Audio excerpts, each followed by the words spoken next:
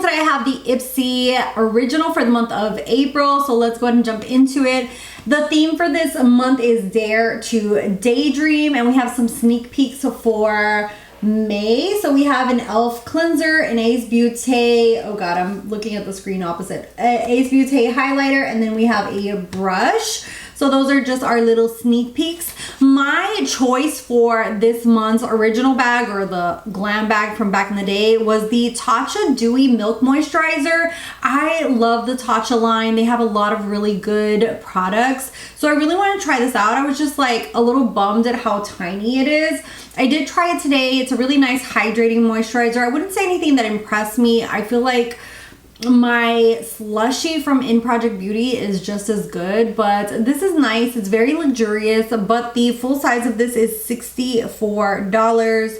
So, you know, I've bought quite a few of Tatcha's stuff, like the mini versions of them, because they're so pricey. But yeah, I wasn't like overly impressed or anything like that, but that was my choice for this month.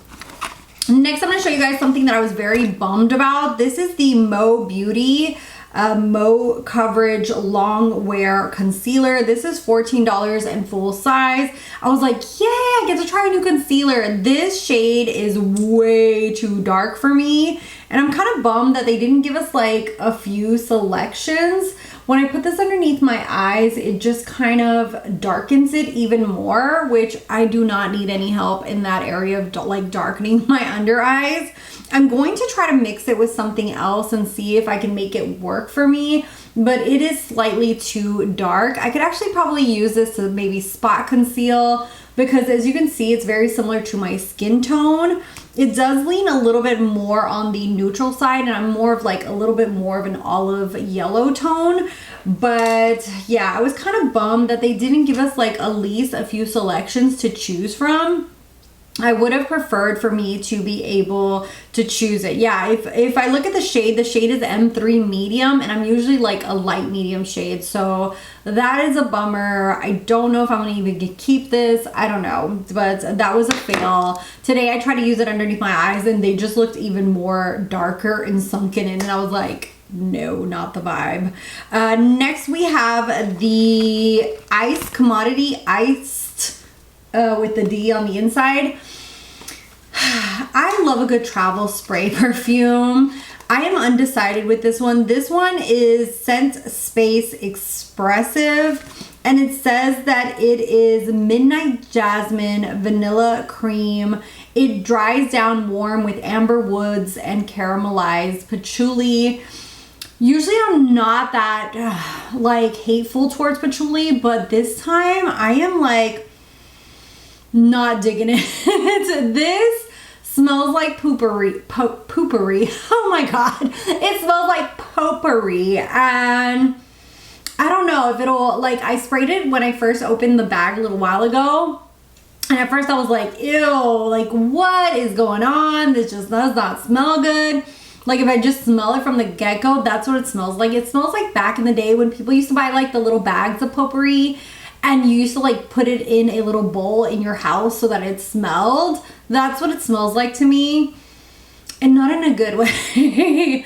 I think I might try to layer this with more vanilla to bring out a little bit more of the sweeter side, but overall, I don't know. There's just something that's just, the more it's sat on my body, the more I kind of like am okay with it. But from this first sniff, and just like, I don't know, it just, I don't know if I can like fall in love with this. We shall see, but first impressions have not been good.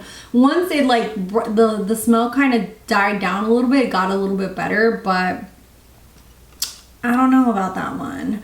Next we have a brush, and you guys are gonna be surprised because most of the time I'm like, oh, I don't want to keep them, I'm not sure. This is actually a brush that I will use. So this is from the brand Pink Lips. This is a setting powder brush. It says for your complexion to smooth it out, and I don't know how this would be as like like to set with powder because look how tiny it is. But what it is good for, and I actually used it today, is for setting underneath the eye. The bristles on here are really, really soft. I like this for just kind of like going in underneath the eye and patting in the powder. I'm at an age where I need to pat. I cannot, you know, kind of just do these sweeping motions. It's going to tug at my eye. It's going to bring out the creases and crinkly look underneath the eye. So when I'm setting my under eyes now, this is kind of like the vibe, is just kind of pressing the powder in there, getting the least amount of powder on here, and then tapping it off and then going in and pressing. So this is a really, really nice size, and I've been wanting this size brush and like for it to be not too dense and not too fluffy. So this one just came at the right time.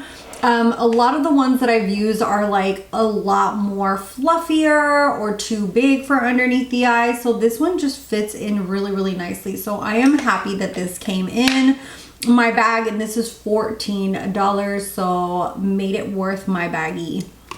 And then the last thing in here fell out of the bag. Oh, okay. It fell in. So this is the Soft Glow Highlighter from Koki. I haven't tried many of their products. I just feel like that's a brand that is sold in drugstores up north, and here in Florida we do not have these. But this is a natural finish, unique texture, and blendable. This is in the shade Heavenly, and let's see what it looks like. Oh, that is really soft. That is, whoa, she is 2016 highlighter vibes. She is in your face.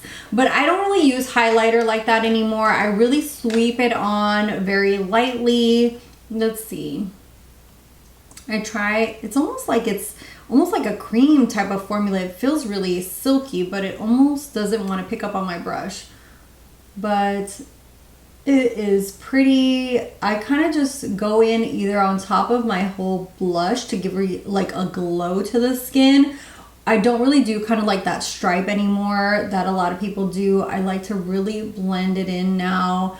And this is beautiful. Or sometimes I just go in lightly on the top and then kind of blend it down to the blush, just so that I don't get like that stripe that we used to always do back in the day. And then kind of do my nose, my cupid bow. But she is cute, a nice like goldy type of vibe. I feel like I would use this a lot. So another one that I'm gonna keep. Overall, the only two winners are like the brush and the highlight for me. This I'm okay with it, but it's just so freaking tiny. Look how tiny this little thing is. The perfume, ugh. And then the color of this, I would have preferred if I would have at least been able to select my concealer myself. So this was a bummer as well. So overall, I feel like this month sadly is just not a good one for me. I feel like for me only to be really happy with 2 out of the 5 products makes it a fail for me this month. At least if 3 to 4 products are good or I'm super happy with them, that makes it a win for me. But only 2 of them just like kind of sucks. I still think like I got my money's worth between the highlighter and the brush, but let me know what you guys thought of this month's baggie. What were your choices? Let me know down below what your thoughts are. And if you smelled this, let me know what your thoughts are on it, because that was like, oh God, what is going on?